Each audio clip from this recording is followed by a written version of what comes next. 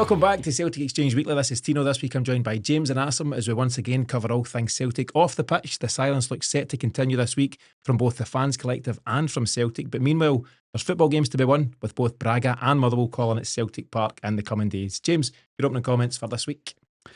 Yeah, I mean, that's all the nonsense is over now and we're just into the football. Well, the nonsense isn't over. The nonsense shall maintain. The nonsense is not over. But we've got football to focus on, and that's an important thing. Obviously, points dropped at the weekend gives the league a nice wee edge. I think, Hearts going top for as long as they can. And we'll see how that transpires in the coming weeks and months. Really looking forward. Should we be taking Hearts seriously?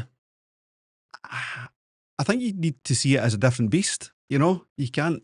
I think if it was anyone else or if it was just the same ownership and all that stuff, I think anywhere Tony Bloom is, if he makes his mark, and he's obviously made an early mark, that needs to be taken seriously. The Lizard. The Lizard, I know. What a name. No. Tony Bloom, Hearts guy. Tony Bloom made his money in poker. Poker's his thing in the gambling world in general. And his nickname when playing poker was the Lizard. So I don't know how fond he is of that or not, but it certainly follows him around. And he's doing good things. And you do, I know we're only 6 games in, and I think Callum McGregor's also already said, listen, we've seen this last year with Aberdeen, there's a long way to go. But at the moment, they're top and we're not. Yeah, James had a nice wee edge.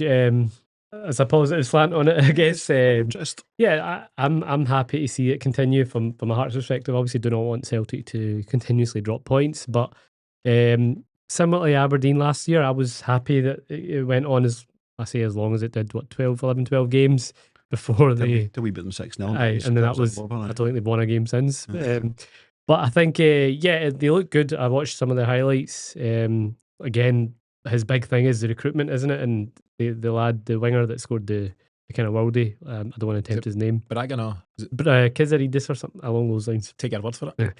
Braga's also another one that's looked good. But he does look good. I think the true test will come as we get further into the season. I'm not worried about it. I'll almost welcome it. I think it's good to have a challenge from these other clubs. Yeah, so we play Hearts on the 26th of October, so a few weeks away from now, will most likely be a top of the table clash, and it's one to look forward to. And I think we all encourage competition because generally speaking it should make Celtic better, but I know what you're saying, Celtic doing their bit to make it a title race, but that's not generally Celtic's job, and it's an interesting one at the weekend, Asim. So obviously we drop points. First and foremost, we're all disappointed at the result, but there's been real mixed thoughts on the performance, and if you had just jumped online immediately on the final whistle and hadn't watched the game, you'd have thought Celtic were awful, turgid, not creating chances, horseshoe football, all that stuff.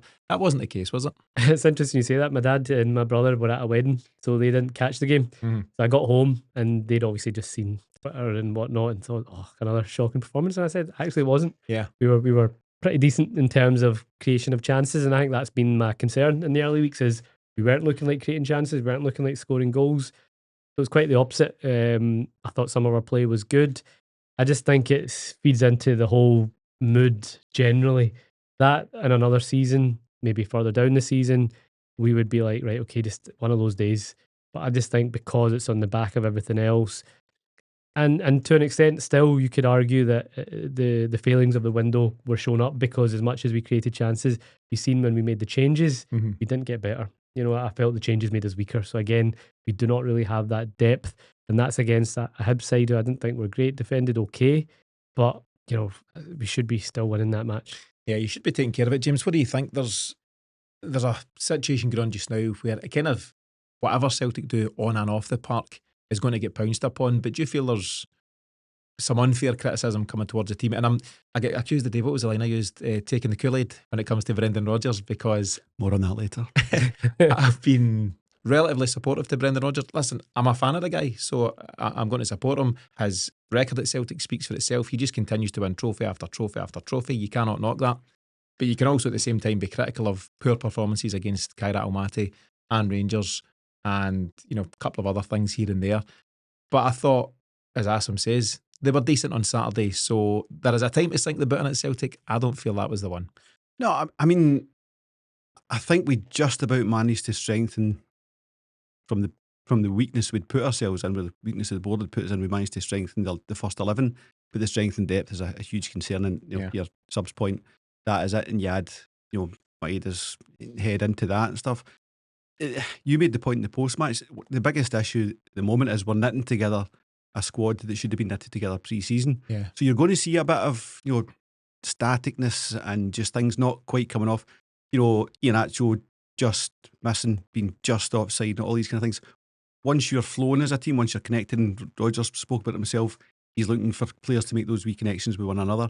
I think that's coming. I think you saw it in the football, but you didn't quite see it in the final product. But that will come together. But it should have been done 6-8 weeks ago. So this is another manifestation of the board's performance in the summer. And therein lies the difference between us and Hearts. Hearts done their business early, and It's like they're about early. 30 players or something. And we're now, this is the 1st of October, so we're now in October, and Iheanacho is just getting to know KT, who's getting to know Taneke, and so on and so forth. And I think if you finish a game with Balikwisha, who's, I'm repeating, last week was too early to judge him. There's now a further game to judge him on. In danger. Balikwisha, Johnny Kenny, who disappears for 3 games, then comes back in. Yeah. Yamada, nowhere, by the way, a separate story for a separate day. James Forrest coming in, and actually, as poor as I've seen James Forrest for a time, gave it away several times. That front three is a real indication of the lack of strength and depth right now. Yeah, and we're going to touch on Braga later on, obviously in the match tomorrow. But when you're coming up against these kind of sides in the Europa League, and you're having to bring on subs, and that's the options you've got, you do worry that we are going to struggle. I think for games that are going to be similar to that, where teams will just be difficult to break down. And that's where this time last season, this is probably when we really started motoring, I think, when we won 6-0 at St Johnstone, beat Leipzig, the Aberdeen semi, all around this kind of time frame.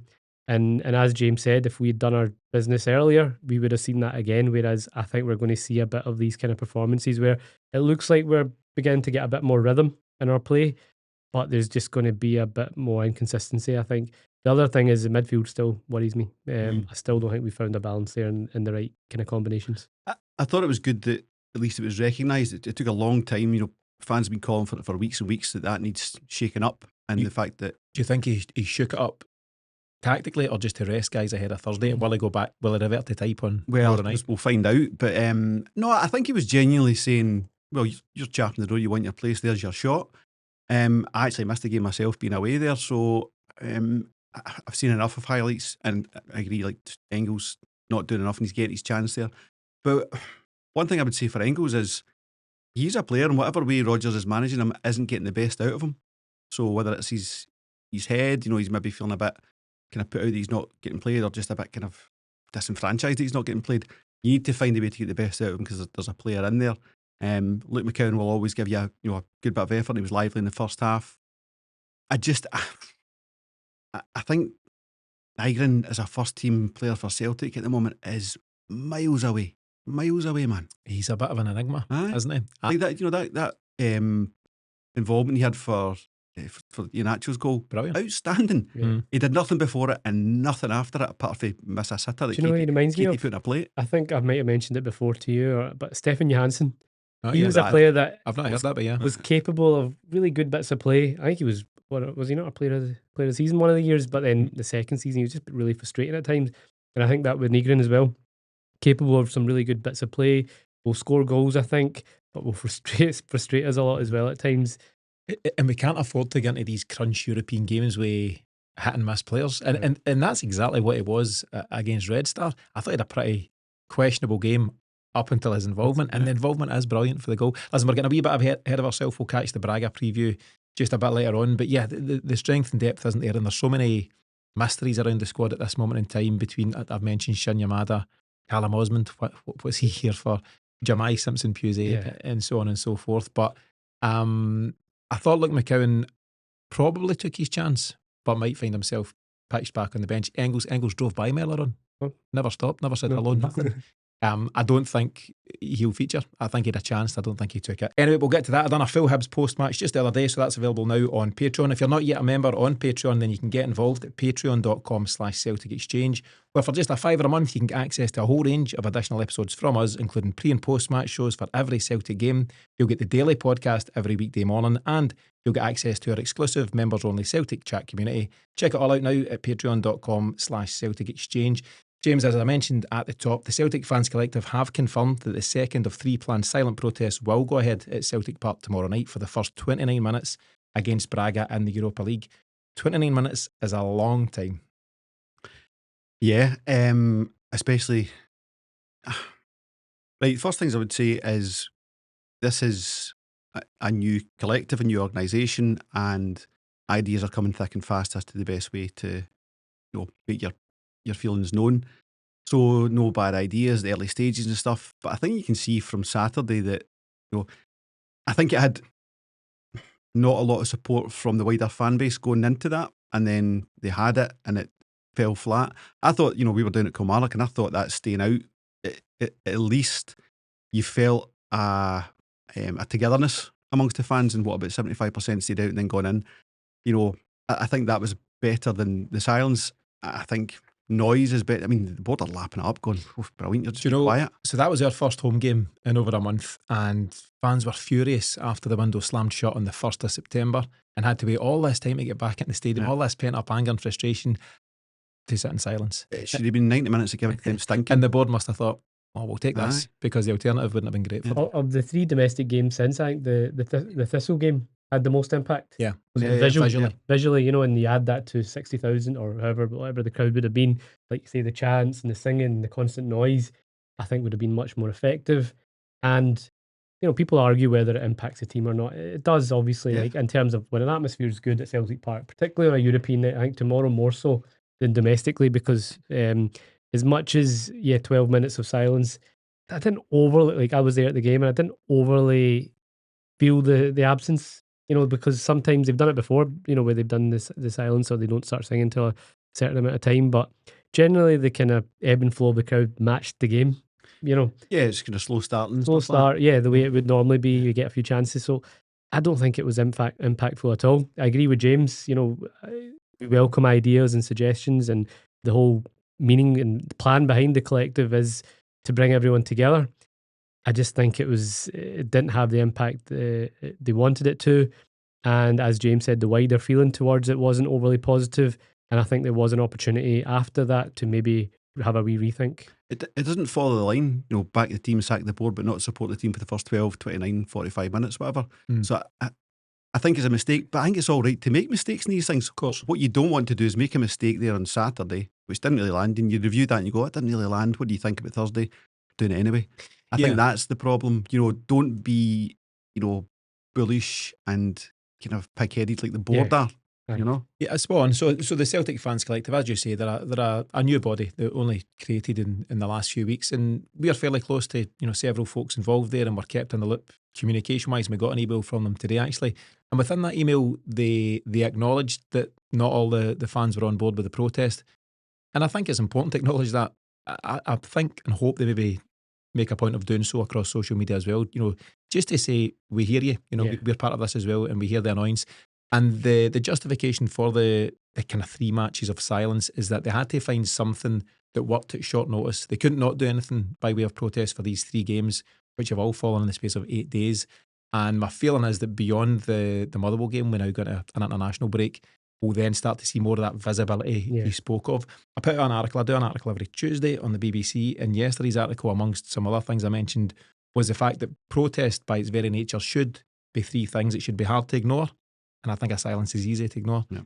It should be visible, and Saturday's wasn't visible, and it should be united, and at the moment I don't think the fan base are united. And I think, I'm no expert on protest, but generally I don't think we ticked any of those boxes at the weekend.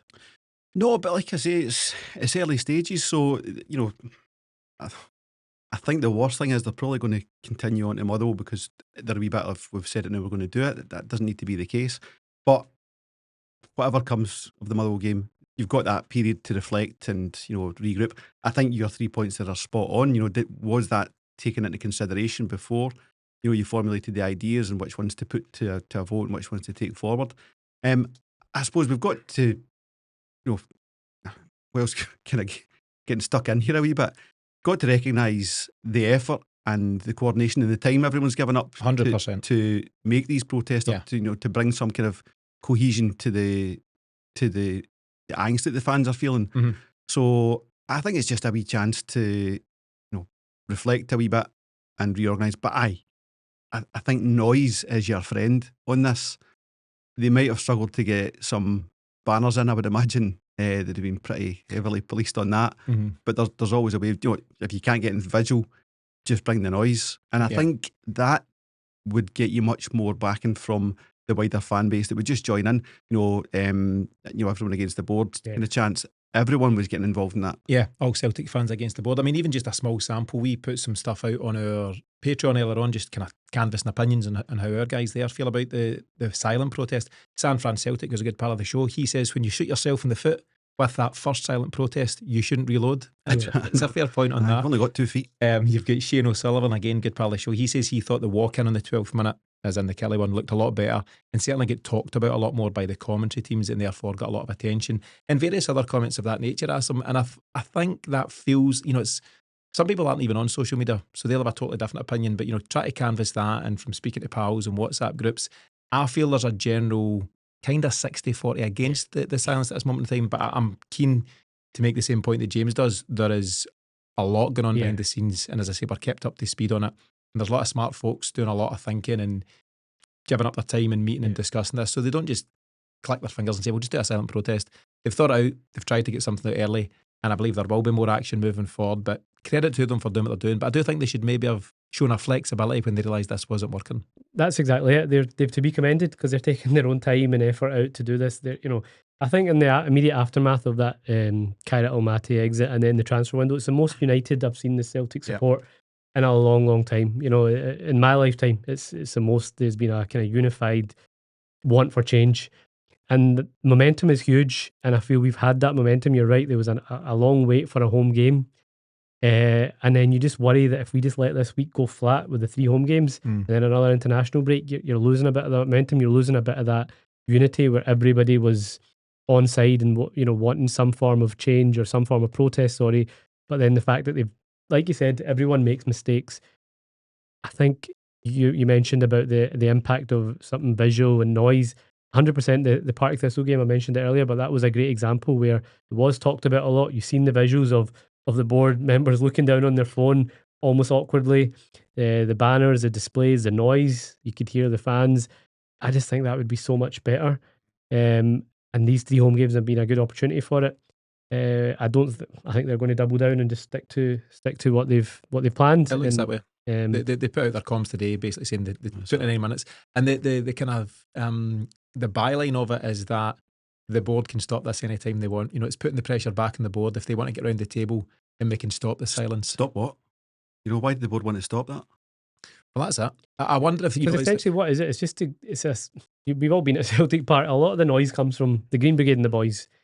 So otherwise, the rest of the fans, when things are going well, there's a good moment in a European game or whatever, they'll join in. But otherwise, it's not always the noisiest anyway. Yeah. I don't know if this is going to make much. Obviously, in a European game, I think majority of fans will still again go with the ebb and flow of the game, and it'll just be the Green Brigade and the boys who then start singing on the 29th minute. I was going to use that line, and it's not quite the right fit, but it's the whole thing about don't stop your enemy when they're making mistakes. The same thing. And it's a wee bit over the top because, in theory, Celtic fans should not be the enemy of the board. But, we're certainly on opposing sides at this moment in time, generally speaking.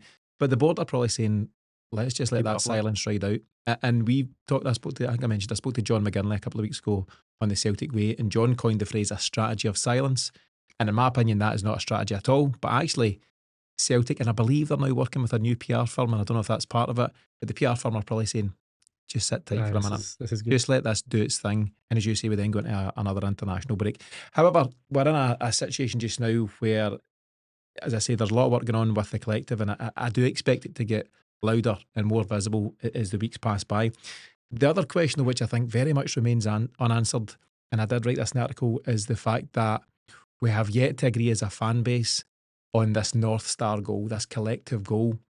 And I think until you achieve that unity that I mentioned there by saying, do you know what, we're all on the same page, then I think it's going to be hard to move forward. So the banner, the visible banner on Saturday was, your silence is deafening. So that's great, and it is deafening, right? So that's a good point. The silence is deafening. But also somewhere, where's the banner that says, and this is what we want? And what do we want? Is it Michael Nicholson to resign, Peter Lawwell out, answer the 7 points, all of the above, some of the above? I don't know, but at the moment it's still unclear. And how can you be unified and protest when you don't know what you're voting for?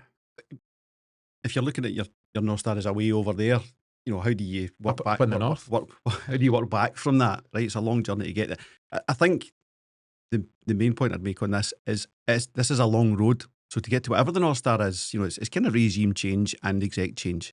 It's different ownership and exec change. I think that's broadly it. But that's not something you're going to achieve in a week, 2 weeks, 3 months, 6 months, 2 years. But you work back from that and say, what can we achieve in the first quarter? What can we achieve in 3 months? And I think this is where there's a bit of a slip up where Celtic offered engagement on the Fairhurst stuff. Yeah, right. It's interesting. And the Fans Collective knocked it back because it wasn't extensive enough on the response, right? The 7 points. But, on any kind of negotiation or mediation, the rule is engage. If you agree with them, engage. If you disagree with them, engage. Take that engagement and see what you can build on from that. So, I suppose at this point, have they got the humility, the maturity to go back and say, okay, let's open the door on the Fairhurst as a 1 point, and then does that lead to something else and something else and something else? I think your immediate action is to get engagement and see where it takes you. I agree, and they've missed that boat now. So the Fairhurst inquiry, I think the club reached out towards the start of last week to Celtic Supporters Association, North Curve, Green Brigade Boys, a couple of other bodies, the affiliation, and said, we're about to announce these findings, would you like to come in and discuss? And under the body then of the Fans Collective, they decided as a unit, no thanks, it's not for us until you start addressing all 7 points on that letter. I think it's a mistake, Asim, I've got to say, because I can see the rationale for not doing it, and kind of holding firm, you don't have your tummy tickled the first time the club come calling, but also, why not go and have that meeting and build a relationship and show that you're the kind of person you can have a meeting with, and then have another meeting beyond the Fairhurst and say, do you know what, can we now talk about this, that? Just open the door and try and build that relationship, because if it's just this constant standoff, division, isn't it? It's just been a very standoff much for so. years. Maybe that's behind their reasoning as well, is the fact that they feel they have tried before and they've not really had much back from the club in that sense. The club will pick and choose when they want to communicate. Yeah. You said what's the end goal, or not even the end goal, but what do they want right now? I think the start would be communication, and then you could, some people may argue, well, that was the beginning of it, but not really. They've not addressed the key points that a lot of the fans wanted answers to, and they don't look like they're going to do that anytime soon. I think communication is the start. You're right. It's not going to reach the end goal anytime soon. It's going to be a long process. It's going to require new faces, new ideas. But initial start would be a bit of accountability and a bit of communication as to what went wrong. And we've seen with the statement, they feel that was enough. They feel that they've done their bit. They've brushed under the carpet. Let's move on. It's not good enough. I was going to ask, so we're discussing here what the collective aim of the fan base is under the guise of the Celtic Fans Collective. And it's a wee bit unclear at this moment in time, as I say, is it Michael Nicholson's removal, or would addressing the 7 points be enough for some, or anything else in between? But I would push back and ask, what is Celtic's strategy in all of this? Is it a bit of, there's people in the building who have seen this all before, right? Whether it was during the COVID times or before. Peter Lawwell's certainly seen it before. And I wonder if Peter Lawwell and others might be saying to Michael Nicholson, don't worry, this blows over. That this happens at Celtic. Just hit the mattresses. It's a bit uncomfortable.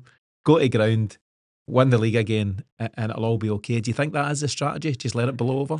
Unfortunately, with ticket sales being what they are for tomorrow night, They're looking strong. they've got to be thinking, if, for want of a better expression, we're winning this, right?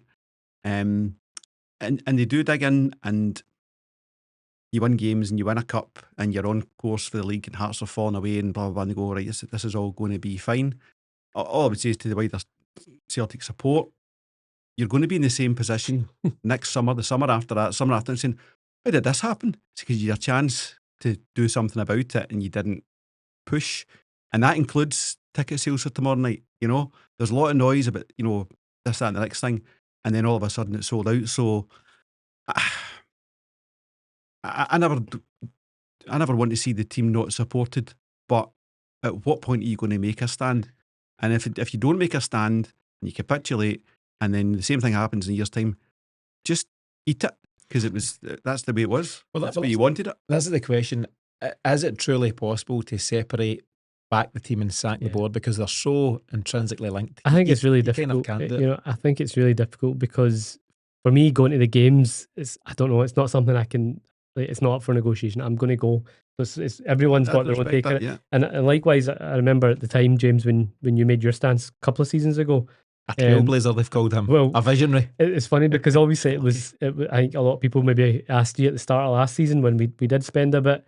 But I think your point was consistent. Have we actually seen a change in terms of the strategy? Has there been a communication and change in terms of what we're planning to do forward? And ultimately, you've been proven that there hasn't been.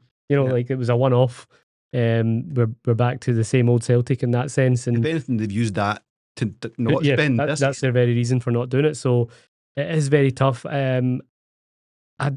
It's hard. I think that more for me, it's things like boycotting all the merch and stuff like that. I think that's much more a thing that everyone can maybe get behind. You got an HL7 polo shirt underneath? No, it's from the new Larson collection.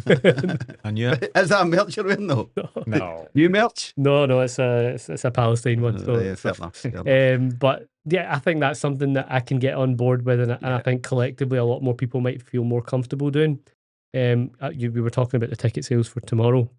Off air, and even that, I think you're going to get a lot of people who can't usually get to these European games taking a chance to go, and there's loads of space. What about the fact though that we find ourselves back in a position, as I say, it kind of flares up a wee bit every few years at Celtic. You maybe get lucky for a couple of windows, you've a particularly strong season, you might win a treble, so that generally keeps us all quite happy, and then you have something like this. The Rangers semi, if we win against Braga, we're doing well in the Europa League. Have a good January window. Well, I think that's where it all goes. It's every time it comes to the transfer windows is where the scrutiny heightens again. In between that, if we're doing well domestically, as we often tend to do, then naturally the mood will lift, the fans will lift, and you're right, that's what they hope for, because they know domestically, likely chance is we're going to win the league, probably going to win a cup or two. Rangers are going to be a shambles. And then just, come May, we're lifting trophies again, and the same old cycle starts. Yeah. I actually think for the fans collective, the biggest challenge may be to show that longevity that you mentioned. It isn't a short-term play. This won't be fixed by Christmas, so it's can you dig in for what might be a full season, and then a year two, and then beyond? Because I think Celtic will ride this out as long as they need to. They've experienced this game before, whereas you can understand. So I was in the meeting at Gracie's a few weeks ago now, and there was a lot of energy in that room, and people were impassioned and angry and, at fever pitch after the closed transfer window and everything else that had gone before it. And I do believe human nature, time allows that energy to dissipate a wee bit, and a couple of decent results. And as you say, we might progress in Europa, we might have a good January window, we might get to the League Cup final, all those things. And I'm not saying it's right, but I'm just saying human nature plays its part. And the club, as I say, have maybe seen this before and thought, we can just go to the mattresses, to use a Sopranos reference, just ride this one out. The other thing is, though, the thing that jars with me, and as I say, it is a pattern that seems to repeat itself, we end up very much in this us v them. I gave the analogy just a bit earlier on there about don't interrupt your enemy, and that is a bit dramatic, but it is the club versus the fans. Where is this unity that we should all be on this journey together? We want the same thing. Why can't we get to that? We've all got the same goal. We've rarely had that at Celtic, have we? Ange first season. You only felt it under Ange and the blessed Dom, but he's off doing other things. I seen him with Mick Hucknell the other day. That's what it was. Presenting a trophy at Simply Red. Mick's looking a bit tired. That was the only time I would have felt it. It felt, and it came off the back of the adversity, the COVID season, all that stuff, and it was like everyone together shooting the same way. And then, they just went, right, Dom, that's enough of that. get out.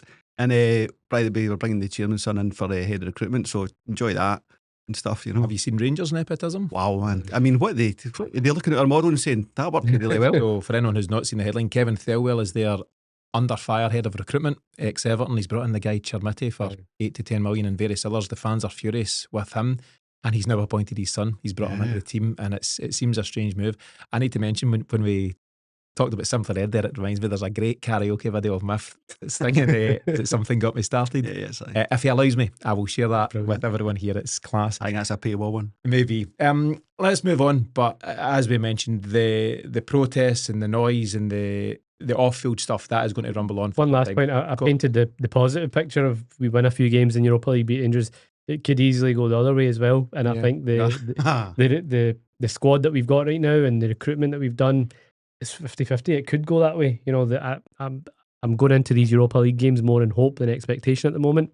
You don't know what Celtic you're going to get, so it can easily go the other way, in which case I think it will just heighten the. Yeah, I mean, even a draw in the league raises tension. A couple of losses in Europe raises that tension. So you're right, it swings both ways, doesn't it? Just my last point on in terms of suggestions on if the silence and stuff isn't working. I think the only way we direct this, if you want to make impact, is financially. That's like you're saying about merch, but that also extends to club partners. You know, when we start to say, well, pick those and say we're not buying that, we're not engaged in those services and so on. Boycott, diversity, sanctions, it works and it gets people's attention. And if you're not getting the sponsorship activation you're paying for, you better believe you're going to be asking questions in at Celtic. One last one, I 100% agree. I think I seen a thing that John McGinley put up last week on one of his videos or Twitter, but just I don't know if the Celtic fans realise how much of an impact financially they contribute collectively. Yeah. And if we really bite into that, whatever may it be, whether it's ticket, obviously seeing tickets have been bought, Europa League packages, we don't know how that's going to go. But in terms of merchandise and just general what we put into, you know, when match day experiences and stuff, we can really put a hit into that. That's the only way I think it's really going to impact them. Yeah, and I hear that. I heard something from Alan Morrison. Most folk know Alan, who's on the Huddle Breakdown, and Alan's a smart guy, and he speaks a lot of sense a lot of the time, talking about the numbers and different things. And he says that if you want to take that approach, you know, the financial protest, be prepared to play the very long game. Absolutely. Because Celtic do have deep pockets. However, I would counter it by saying once Adidas start to feel the pinch, then that's when Adidas will say to Celtic, what's going on here? You know, they're on a 10-year agreement now, aren't they? Yeah. And there'll be certain KPIs and targets to be met within that. So I think financially Celtic could ride out, you know, people not buying the odd pie and Bovril and all that stuff for a while. But I think when it's partners such as Adidas and whoever else we work with, they might start to say, hold on a minute. And that's when the pressure might start to mount. But it was even the home cup tickets team that easy really to say. And also say diversity instead of divestment. So having a shocker. But that really raised eyebrows at Celtic. Then the amount of people that just went, nah, I'm out. So these actions, I agree.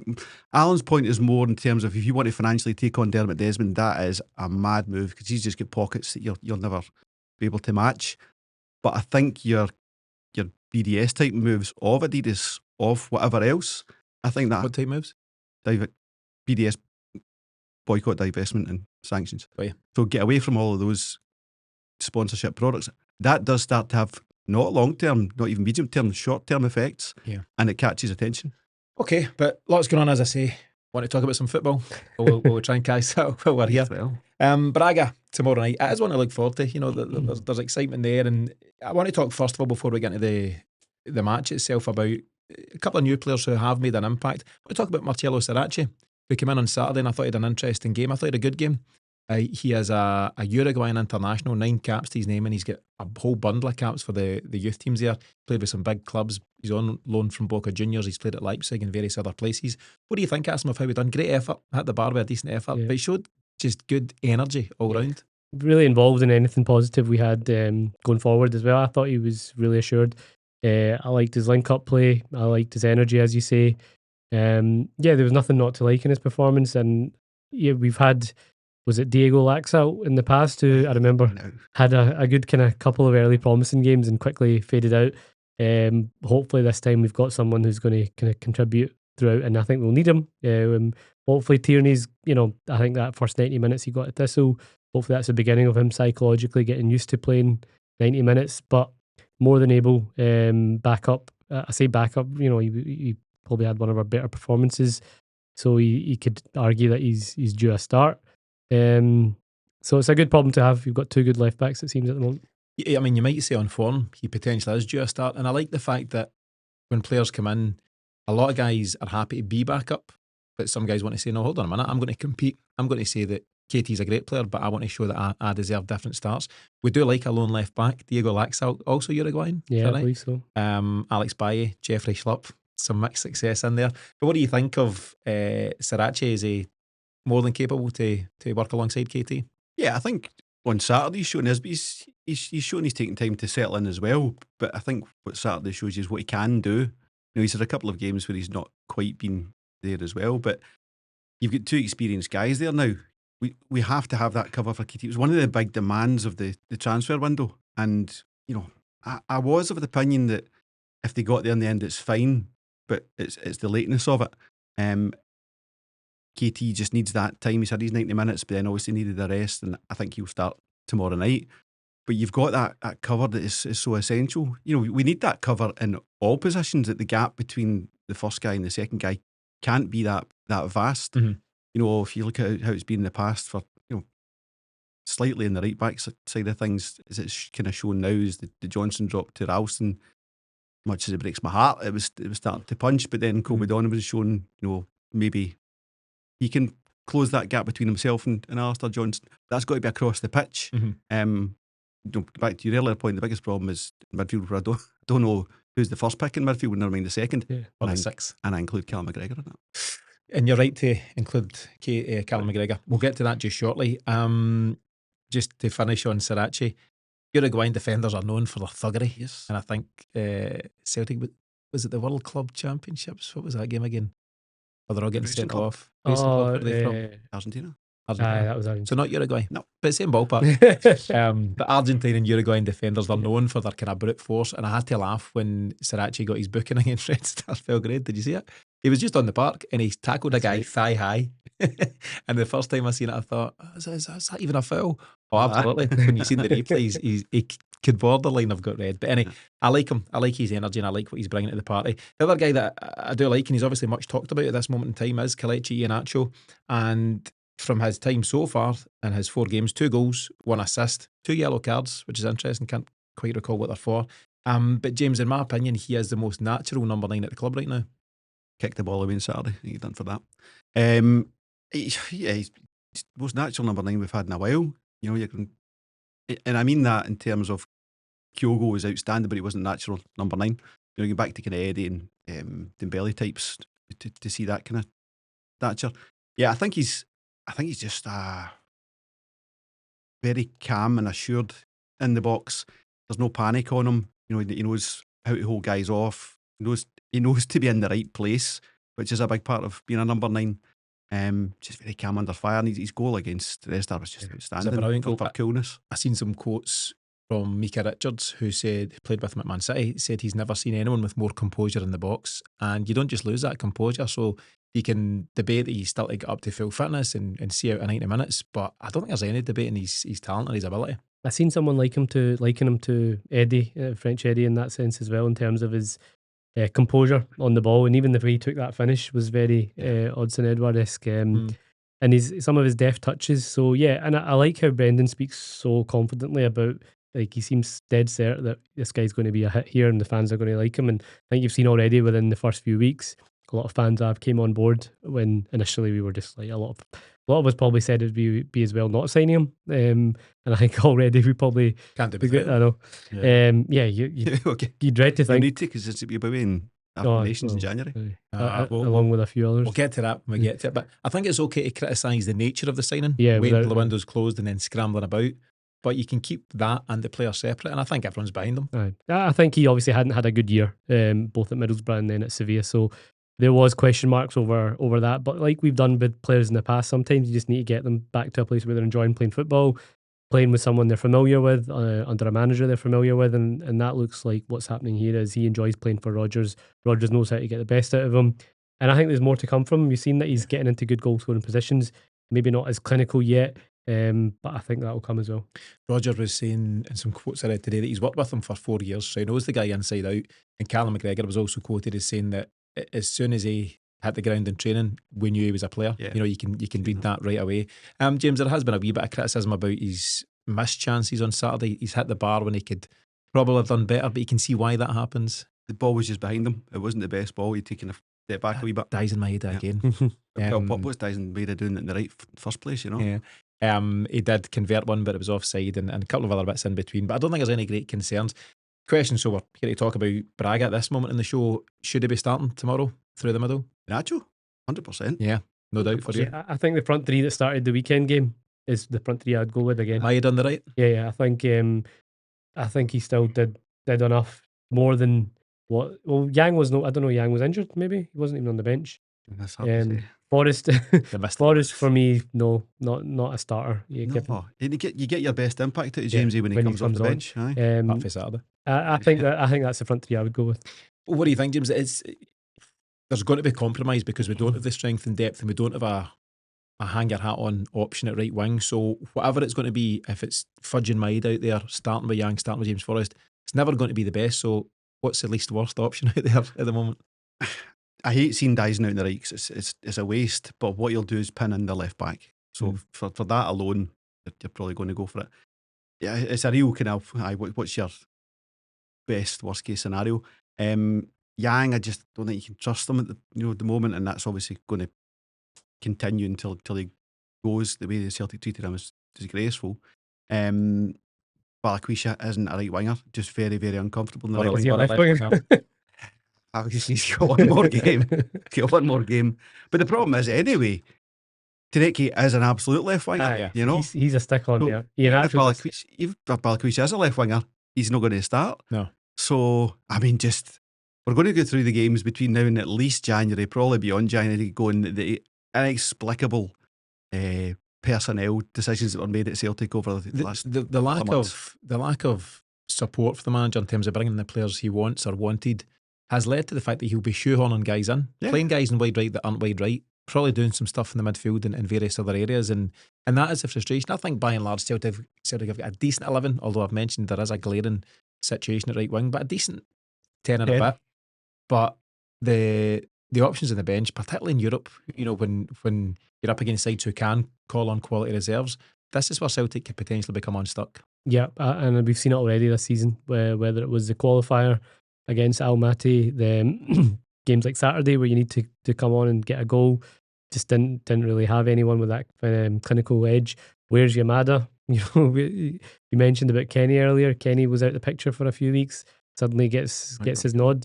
Just doesn't seem like the manager knows what his, I was going to say best 11 is. I think he did, because he kept playing that same midfield three. But I think, the depth isn't there. And I think that's where a lot of the times we're going to have to try and win the game, before it gets to because the more and more now, I know we got the late goal against Kelly, but I think the more and more we get to games where we're drawing or losing at 70 odd minutes, the less I feel like, the Celtic teams of old, you're confident we're going to get it. Even Ida coming off the bench in 20 minutes, when in his loan spell was fairly reliable for that. I would argue the manager doesn't quite know his best 11 or his best 16. He doesn't quite know who he can call upon. Some weeks he'll go for John Kenny. At times it has been Yamada, but he has drifted. Bernardo got a wee bit of time at the weekend, but generally doesn't feature at this moment in time. Engels has been sub not used this season. There's a lot going on, and I think the manager's working out who he can trust or not, and just not a great place. We'll revisit some of the selection stuff in a moment. I do want to talk about Braga and Gustav Lagerbielke, who's now a regular as part of their defence, and I'm okay with that because I never really that now. rated. I know it's inevitable he comes back and has a man of the match performance and scores a header at the back post. Am I right in thinking he's in line to the Swedish throne? Aye, there's some sort of like a count or something like that. Somewhere down there. So, but he will come back with a point to prove, won't it? That's just football. You want to say, you cast me aside and I'll show you were wrong. That's how it goes. And I'm surprised because Braga, the fourth best team comfortably in Portugal usually. So a decent side, always kind of there or thereabouts in the Europa League and tend to do well in that competition. And I just didn't think he was of that level to be playing for a team. I think, where was it he was before this in Holland? Twente, yeah. So it's quite a good move for him. So he must have done well there. He was settled there; they could afford him. Right. Okay. Yeah. So the fact that he's starting for them should give us encouragement, given he was a guy that clearly wasn't good enough wasn't deemed good enough to get. We didn't see a lot of him, but wasn't deemed good enough to get into our team. But I've read up a bit on Braga. They're not having the best of seasons either. So we should be going into confident that we can try and get another 3 points on the board, which would be a good start to the Europa League then. I think if we can keep it tight for the first 29 minutes, we've got a chance after that. I'd like to see Dais Maeda up against Lagerbielke. I'd very genuinely wish him all the best. I hope it works out for him, but it wasn't going to be at Celtic. But I do think there's weaknesses in his game, and I think a guy like Dais Maeda, heavy pressing or high pressing, could put him under pressure. You're absolutely right to say they've not had the best of times recently. They did win their first game in the Europa. They beat Feyenoord 1-0. Fran Navarro, whoever he is, scored in the 79th minute after coming off the bench. But they've not won in 5 league games. They've lost 2 of them and drawn 3. Their most recent loss was at the weekend. They get beat 1-0 by Nacional and they get booed off after the game. The manager, Carlos Vicens, is under serious pressure. Now, they'll see this in a couple of ways.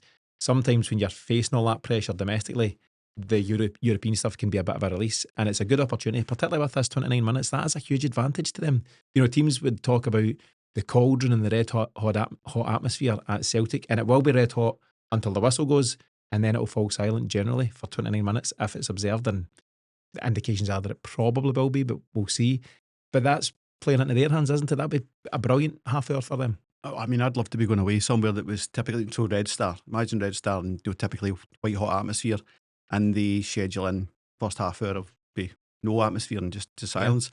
Big advantage. Could be eerie as well, but they'll have a decent travelling support, I'd imagine. They'll have a few thousand dollars for that, so they'll be making their noise, so their players will feel the support from their fans that they wouldn't ordinarily in, say, a Champions League game or whatever, where they would get drowned out at Parkhead.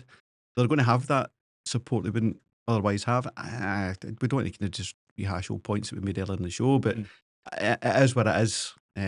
And again, unity is my number one goal, but I think the other fans should take up the mantle, make their noise. Yeah, I think it does play into their hands, awesome. Yeah, I watched the Galatasaray Liverpool game last night, Yeah. and the atmosphere was brilliant. It sounded deafening just listening to it on the TV. So yeah, and European nights particularly, that's where we have that advantage. Whether it intimidates other teams or not, I don't know. But it's the lift it can give our own team when the place is bouncing, especially usually at the start of games. So it's going to be different, and it will be down to the players probably to lift the fans. I really hope. I think it's a big game. I genuinely think it's a big game in terms It's of the one that kicks you off or puts you in trouble. Because if we've got Sturm Graz that has the next one after, that's a real good chance for us to try and get on to 7 points in the first 3 games if we win these 2 home ones, and it puts us in a really good position. And European progression, or that's what we've all been crying out for. And by hook or by crook, if we can just start making a bit of inroads in this competition, it'll lift the mood a wee bit. But yeah, it's going to be odd. I don't know what to expect really. It's the early kickoff as well, which is unusual. I don't know why we're the early kickoff, given I don't think any other British side is having to play an earlier kickoff at home. So 5:45 kickoff, 29 minutes of silence. There's lots going on there. I'm going to just ask you a couple of questions at home, just kind of final questions in terms of the lineup. But I think there's a wee bit of kind of news there that's kind of broke through us about the club potentially reaching out to some fan groups, extending the olive branch to discuss some of the issues. So obviously we've just covered that in the opening part of the show, but so up to date are we that it's come through as we've been speaking? And I don't know the detail of it yet, and I don't want to speculate, but that would be a real positive if the club have reached out. And I think good timing. Absolutely. And as James said, if you get the opportunity to engage, and let's see what it can take us. Great timing. We've just spoke about obviously the game as well tomorrow. If that can prevent the protests happening, and then like you said, just the start of engagement, that's what we've been asking for. So like you say, we don't know the full details, we don't know the accuracy of it all 100%, but if that's what the rumours are, then that's encouraging, I think. I think the positive option is the Fans Collective have said you can stop this any time, and Celtic are reaching out to stop it. I hope so. So could it at least put it on ice? Mm-hmm. You've got to be careful. You're not just going to get sucked into a trap. And but I don't think that's what Celtic are doing here. I think that's underhandedness beyond the way Celtic operate. Whatever Celtic do from a business sense, they operate professionally. They're not sniding underhand and all that stuff. So if they're offering that for, what's it, next week, middle of next week or something like that. Yeah, early part of next week they've suggested. So take that in good faith and take it into consideration that what you asked for has been granted. Engage and see where the meeting takes you. You're not going to get all your objectives, ticked off in that meeting, but can it allow us to turn Parkhead into just a ball of noise tomorrow night and enjoy the game and back the team? Yeah. So in conclusion, there might be 29 minutes tomorrow. They might negotiate down to 24 or something. Who knows? Yeah. But I think, as I say, we've just caught a headline there as we've been on air. But with a bit of luck, the club have reached out, and hopefully that's the start of things because we all want to get back to a place of unity in some way, shape or form. Football-wise, Donovan, does he come back in? Should he come back in? Tony Ralston played at the weekend. Yeah, I thought that was strange. I thought you made a really good point, and not that we should be over romantic with these things, but he's played a few games, and then it's the chance of his home debut, and his family will all be there. I just thought it was bad management. Yeah, it was bad personnel management. I thought he'd played in Kazakhstan, he'd played at Firhill, he'd played at Rugby Park, he'd played in Belgrade, and I thought, this is great, he's getting a run. And it wasn't to be too flowery about it, but his family will have been in the stands. It's like, Colby's getting a chance here. They'll have made the effort to be there. Sub not used. Well, and if you're on the bench, you always say you're fit to play because if Ralston goes down the first 5 minutes, you are on. So maybe sports science are saying something's carrying a wee niggle on something. If we can, err on the side of caution. If we don't need to use them, let us not use them. If we need to use them, we'll use them. That's the only way I could give you any clemency there. So for me, absolutely, he starts tomorrow night. I want to add a point to the 7-point open letter. I want sports science to stop. I want to stop the tail wagging the dog, basically. I don't like all this overly relying on, he's got a tiny issue, he can only play X minutes. Yeah. I understand in large parts you've got to take that advice, but see this whole thing of he's a bit fatigued and stuff. He didn't used to get fatigued in the game. I don't know what he used to get was injured for 6 weeks. No. You play on and then you're out for 6 weeks. Down with sports science. Scrap the whole sports science. I think take it into consideration. You also taking XG out like Martin O'Neill. Martin O'Neill's not having XG. No, of course you need to put a lot of weight into your physios and your sports science, but I think sometimes you see managers who are so sensitive to it and they'll bow down to anything that's said there. Asim, I'll come to you with the second question. It's probably the toughest question of the night. What is that midfield three? I thought Luke McCowan was good at the weekend. I thought Engels didn't take his chance. James is right, Callum McGregor's not quite at it, but he will start. So is it back to McGregor, Hatate and again? I think he probably what's the carry? what's the latest on Hatate? Wasn't in the squad. Not heard the update on that actually. I'd imagine would Brendan's press conference have been today at some point? Yeah, I think it's usually 4 o'clock the day before. So we'll maybe hear more on that later. But if Hatate doesn't warrant a start for me, I think he's been far too inconsistent. Not even inconsistent, just really poor. Disinterested looking. Yeah, I think Bernardo was okay when he came on. And Nygren, I think, will still start as well. Engels, again, I know you said there's a player there, and I would like to think so as well, but right now I'm struggling to see what he does. What's he bringing to the table? Whether that's down to Rodgers not getting the best out of him, or I don't know, because he had spells last season where he was, people said give him time. He's first season abroad, he's still young, but it's been a year now, and I'm yet to see him kind of stamp his personality in games. I'd like to see a bit more from him.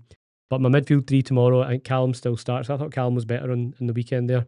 With Nygren and Bernardo would be my three. McCowan, Billy Jamesy.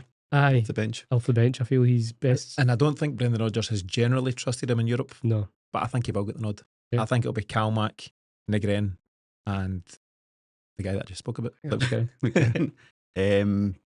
No, not for me. I think Bernardo, yes. I think he's a classy player. I think Where's the indications that he's going to start though? He's been way out of the picture. as Asim said.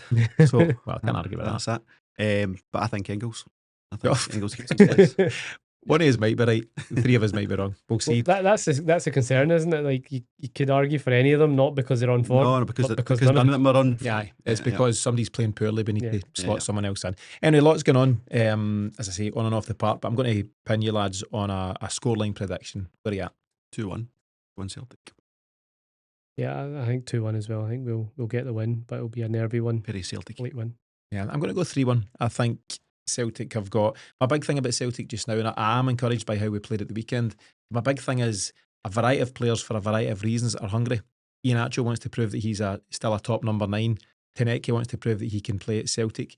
Colby Donovan's young, enthusiastic, energetic. KT wants to show where he's at. Callum McGregor will have felt the sting of criticism, and there's lots of motivation for different reasons. I think we will see a good Celtic. I don't know what this first half hour is going to look like and whether that now goes ahead or not, and it'll make for an interesting day either way. But I think Celtic will win, and I think it's a real important one to kickstart that campaign. Yeah, quiz question for you. What was the score the last time we played Braga? When was it? Neil Lennon's first full season Champions League qualifier. I'm guessing. I think we get beat away, didn't we? We got beat 3-0 away, and then I think we won 2-1 at home. Yeah. If I remember, Efren Juarez maybe. Or that sounds about right. Aye. Sounds Go with right. that. Yep. We'll take your word for it.